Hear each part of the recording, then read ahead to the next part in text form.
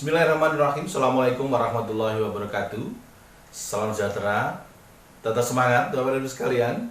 Baik, Bapak Ibu sekalian, izinkan saya hari ini menampilkan atau mempresentasikan tentang strategi pembelajaran saya dalam mata diklat digital organisasi atau digital organization yang merupakan agenda 3 pada pelatihan kepemimpinan administrator atau PKA. Digital organisasi atau mata diklat digital organisasi ini akan kita sajikan atau akan kami sajikan 9 JP atau 9 jam pembelajaran.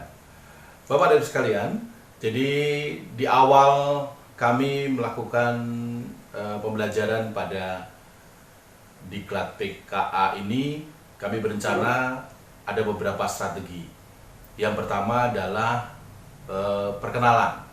Kami akan memperkenalkan diri, ya tentunya agar suasana kelas lebih familiar begitu dan bisa saling memahami dan juga bisa trust kepada widai suaranya.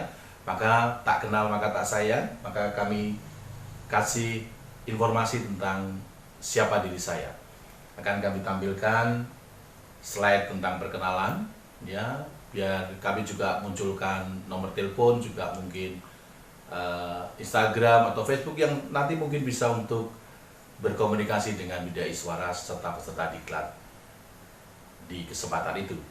Dan setelah kami melakukan perkenalan, kami juga berkenalan sedikit dengan beberapa peserta, mungkin dengan tanya rumahnya mana, namanya siapa begitu, walaupun tidak seluruhnya, tapi paling tidak untuk menjalin trust antara saya, antara widai suara dengan peserta diklat.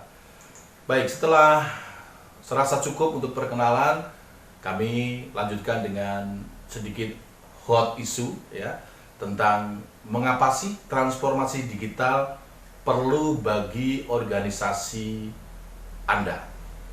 Kita akan cari, kita akan munculkan slide-nya sehingga biar ada sebuah pemikiran atau sebuah wawasan kenapa digital organisasi ini perlu dipelajari.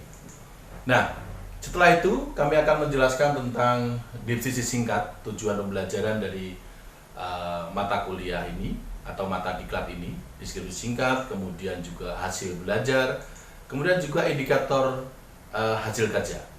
Karena harapannya setelah mengikuti pembelajaran ini peserta dapat memahami tentang apa itu digital organisasi. Dan kami juga akan menjelaskan keterkaitan antara materi atau antara mata diklat di agenda 3 dengan materi yang lain. Jadi keterkaitan antara organisasi digital, kemudian akuntabilitas kerja, kemudian manajemen kerja, dan itu akan kami tampilkan sehingga nanti biar agar mereka paham, peserta diklat paham bahwa oh ternyata keterkaitan saling antara satu materi dengan materi itu ada atau berkesinambungan. Nah, kami juga akan menjelaskan tentang kebijakan ya yang membawahi atau yang mengatur, yang mendasari munculnya digital organisasi ini. Ada beberapa kebijakan nanti akan kita sampaikan. Bapak Ibu sekalian, kami juga akan memunculkan data ya, data statistik tentang digital di Indonesia. Biar peserta diklat juga paham kira-kira saat ini pada posisi di mana pengguna digital di Indonesia ini. Kami juga akan menjelaskan tentang revolusi industri 4.0. Jadi mulai dari industri 1 ya, revolusi industri 2, revolusi industri 3 dan revolusi industri 4 ya. Ini akan kami jelaskan stretchingnya di mana biar agar peserta diklat juga paham. Kami juga akan menjelaskan tentang revolusi industri sendiri itu, ya, komponen-komponennya apa, dan juga termasuk ekonomi digital, sehingga harapannya nanti paham. Dalam kesempatan ini pula, titik berat daripada digital organisasi adalah pada revolusi industri. Kami munculkan salah satu pendapat dari Lee et al.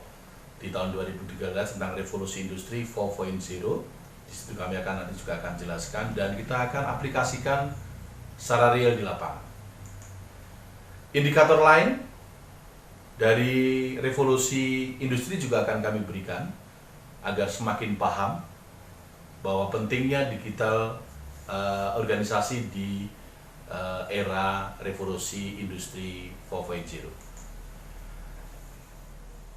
Sambil kami menjelaskan, kami tidak menutup kemungkinan untuk beberapa audiens untuk bertanya atau klarifikasi agar suasana di kelas lebih kondusif dan lebih menarik. Mungkin ada ya cerita-cerita atau testimoni-testimoni dari beberapa peserta akan kita tanya biar agar lebih memaham tentang apa itu revolusi industri. Nah, setelah itu kita akan masuk ke tahapan transformasi digital.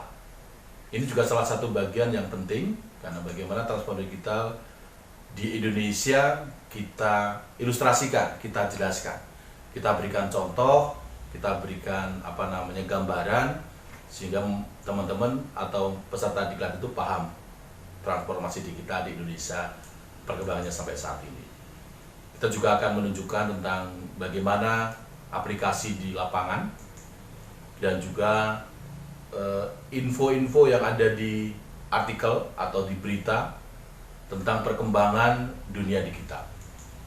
Nah, setelah kita menjelaskan tentang revolusi industri 4.0, kami berhubungan dengan aparatur pemerintah, maka kita juga akan menjelaskan tentang sektor pemerintahan yang dapat memanfaatkan revolusi industri 4.0. Kita akan jelaskan secara singkat, ya. Bisa jadi nanti akan kita lihat di sektor-sektor mungkin yang ada di peserta itu. Kriteria inovasi organisasi digital juga kita berikan, ya. Kemudian identifikasi kebutuhan digitalisasi agar mereka juga paham, dan yang selanjutnya adalah menyimpulkan atau simpulan dari implikasi revolusi industri 4.0 terhadap pelayanan publik.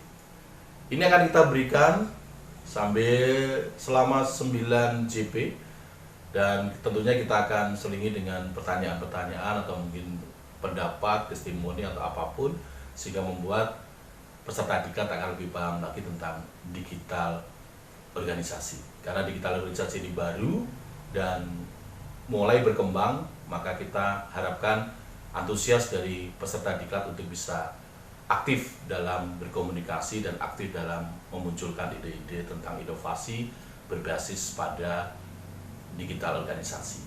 Nah, di terakhir nanti akan kita kasih penugasan, seperti ini penugasannya, ya. Dan setelah itu selesai. Itu salah satu strategi yang saya berikan, dan semoga pembelajaran yang akan kami berikan menarik dan bisa dipahami, dan materi digital organisasi ini bisa dimanfaatkan untuk membuat atau memunculkan inovasi-inovasi baru di diklat PKA dan juga mungkin inovasi-inovasi baru yang ada di organisasi peserta diklat. Saya kira itu bisa berikan. Sekali lagi terima kasih dan Assalamualaikum warahmatullahi wabarakatuh. Salam sukses sangat mulia. Terima kasih.